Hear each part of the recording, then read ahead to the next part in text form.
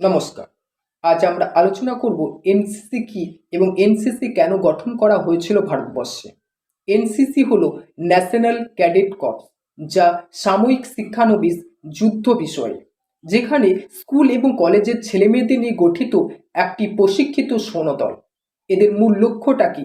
এদের মূল লক্ষ্য হচ্ছে ছেলে মেয়েদের প্রতি একটা আত্মবিশ্বাস গড়ে তোলা, তাদের মধ্যে চরিত্র গঠন করা, সাহস বৃদ্ধি করা এবং ধর্মনিরপেক্ষ মনোভাব গড়ে তোলা, এবং দেশের প্রতি তারা সবসময় দায়বদ্ধ থাকা এবং জাতি এবং দেশের প্রতি স্বার্থ নিরপেক্ষভাবে কাজ করা। তার সঙ্গে কমরেডশিপ, শৃঙ্খলা, নেতৃত্ব, দুঃসাহসিক মনোভাব, ধর্মনিরপেক্ষ দৃষ্টিভঙ্গি, খেলাধুলার চেতনা এবং যুবকদের উপকারী নাগরিক হিসেবে গড়ে তোলার জন্য নিঃস্বার্থ সেবার আদর্শ গড়ে তোলা এবং সংগঠিত প্রশিক্ষিত মানব সম্পদ তৈরি করা।